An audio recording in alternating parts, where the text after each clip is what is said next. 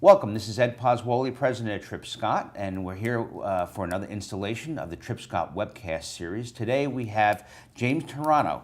James is an online editor for the Wall Street Journal and a columnist and editorial page editor for the online version. James, welcome. Thank you. Thanks. Good to be here. Thank you for having the time, spend the time with us today. Sure. Let's talk a little about President Obama and Obamacare. Where do you see the prospects of this, and how does that impact business?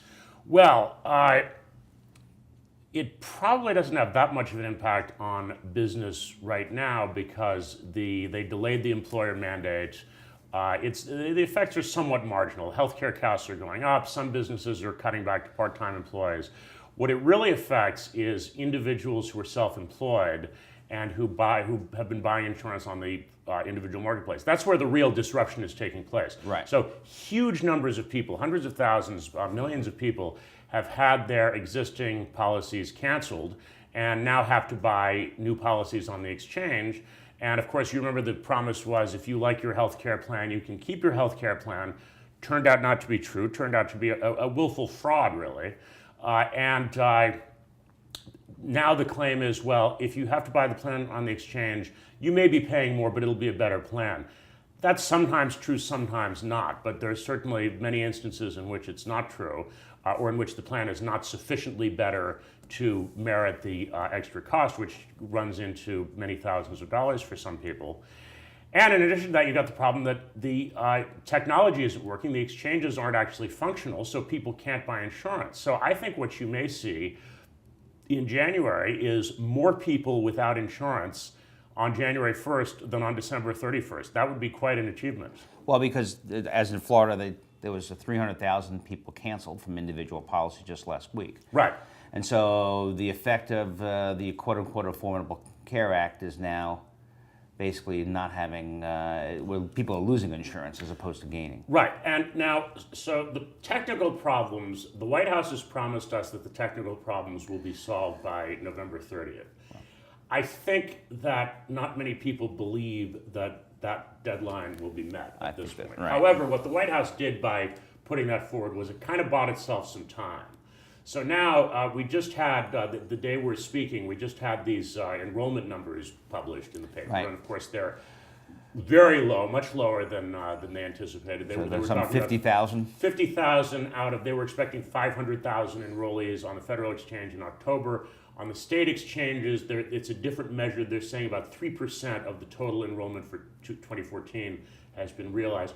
Apparently, they're inflating these numbers by including people who have signed up for Medicaid, right. Some of whom were eligible for Medicaid before, and the states have just done some of the states have made an effort to increase their Medicaid rolls, and also by counting people who have quote unquote put a policy in their shopping cart but not actually purchase. Not only press the button to buy. Yeah, I mean, imagine if Amazon reported its revenues that way.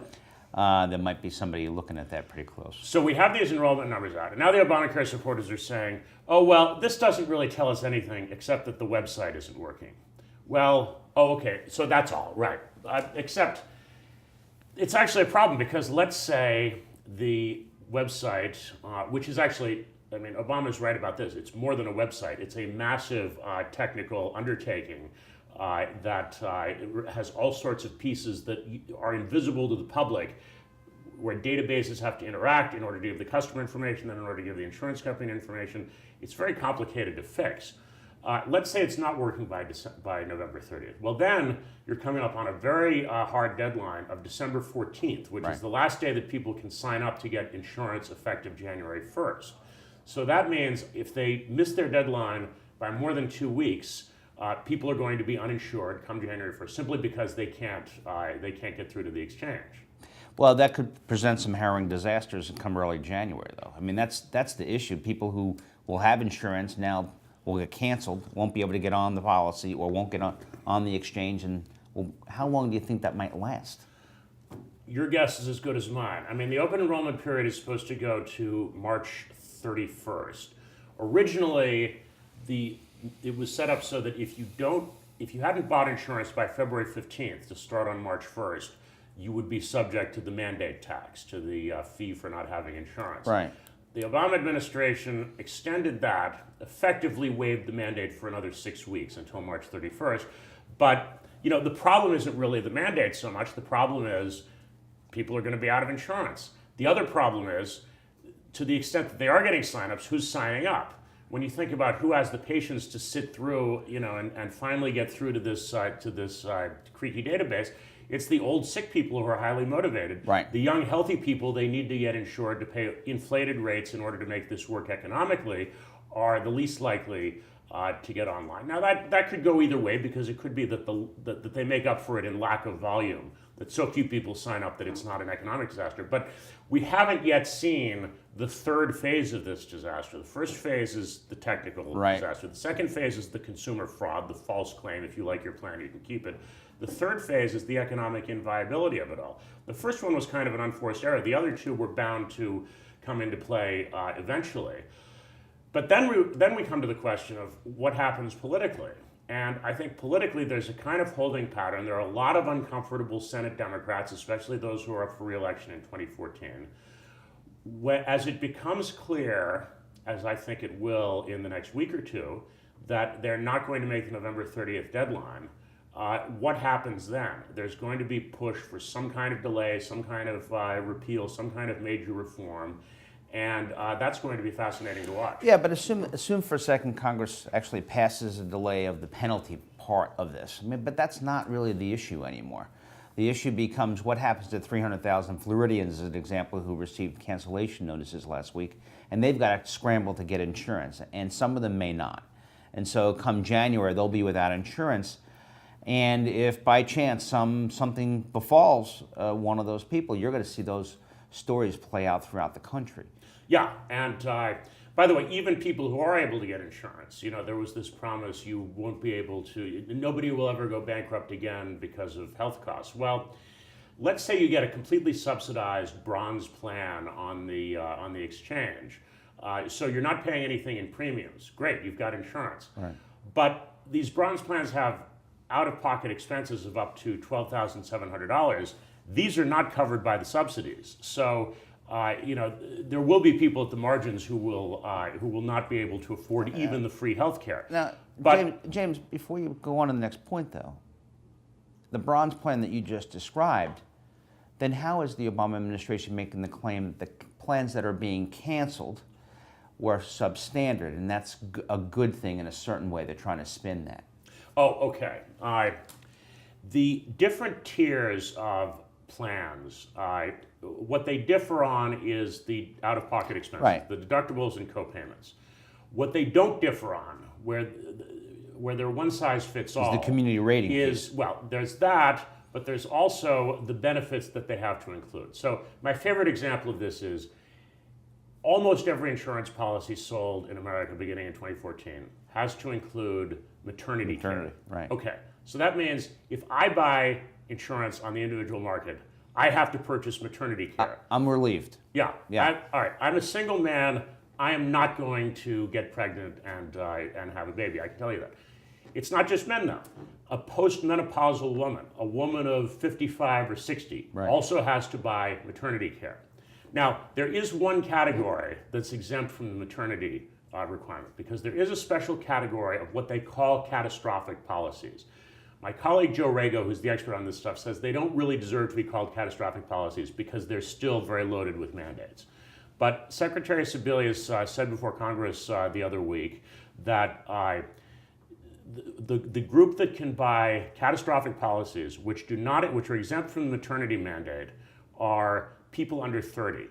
Okay, so who are they leaving out of the maternity mandate? The age cohort that includes women at peak fertility. I mean, this is just that makes insane. no sense at all. That's the first I've ever heard of that. Why would they? Was there a rationale behind it? I think there were two rationales behind it. They thought everyone needs maternity care; it's an essential benefit. You don't want a woman to, to find herself pregnant and have to have an abortion or whatever because she can't afford to have a baby. So they thought maternity. On the one hand, they thought maternity care is a vital benefit. On the other hand, they thought, well, people under 30 don't need all the coverage everyone else is getting, so we'll allow them to have this catastrophic policy. And they excluded certain things, and I don't think they quite added it up and figured out the crazy result they were So the getting. one benefit that a woman under 30 might need is not there. Is likelier to need than a woman Than over 30, 55, much less right, a woman over right. 40. Right. So tell me, what are your thoughts? How does this, the rollout of both the website, the sign-up issue, and now ultimately the economics of Obamacare, they haven't really been able to draw, from what we can gather, younger people to these sites, mostly because they're down.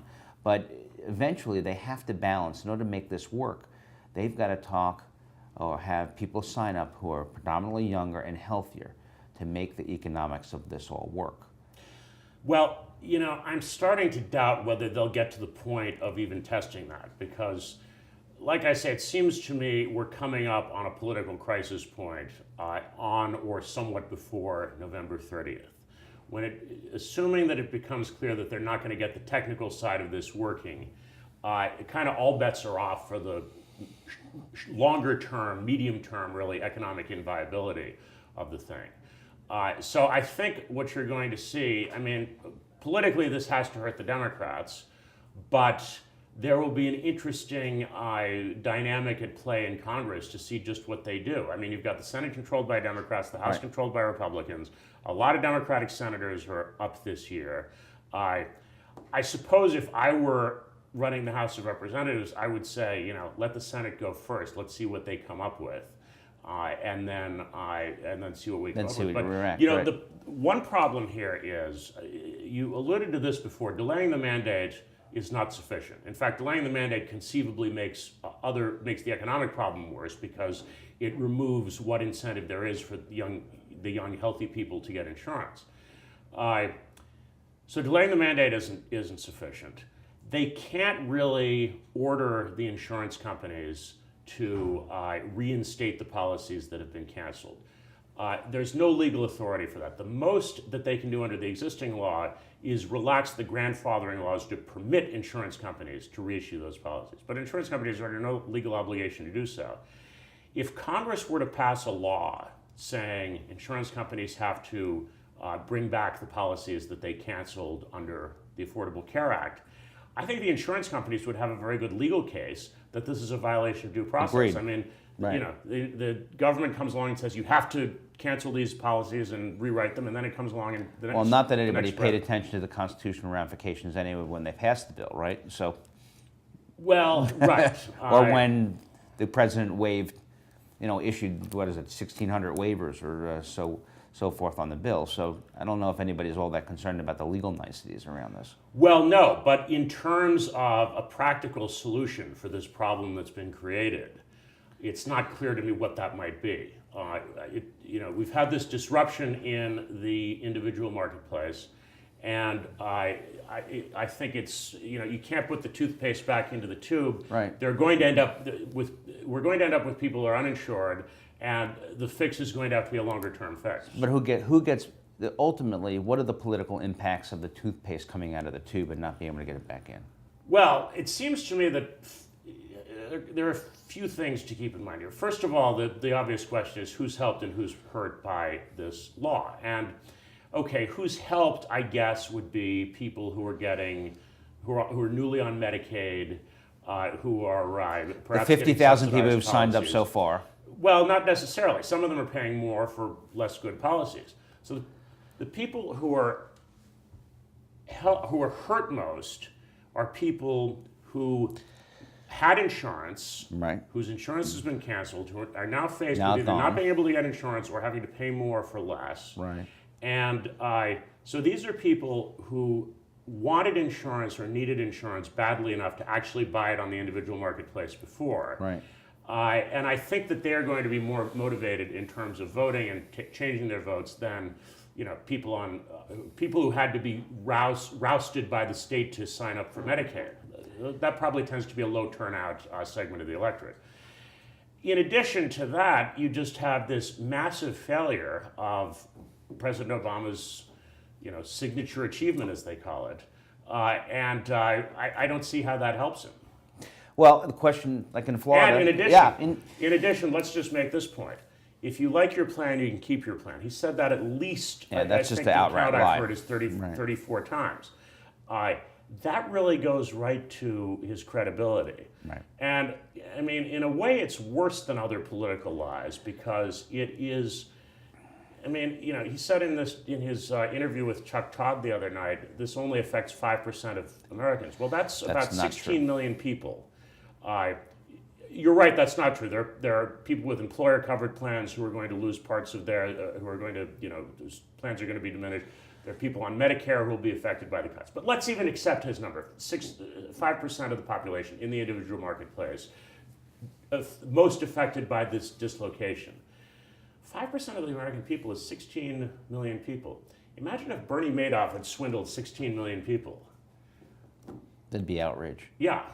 I mean, yeah, that's an understatement. I look at it differently. I look at the 300,000 people that were canceled in Florida, and considering how close the elections are in Florida historically, that could throw in balance 2014 and potential 2016. Yeah, and the election was very close in Florida in 2012. Obama pulled it out, but we had to wait a few days to get the results. Fortunately, I guess the election was already decided by the other 49 states. Right. We didn't have another 2000 election. Right. Well, James, I appreciate the time. Thank you Thanks. for sharing your insight on Obamacare and pressing issues. Again, thank you very much for joining us.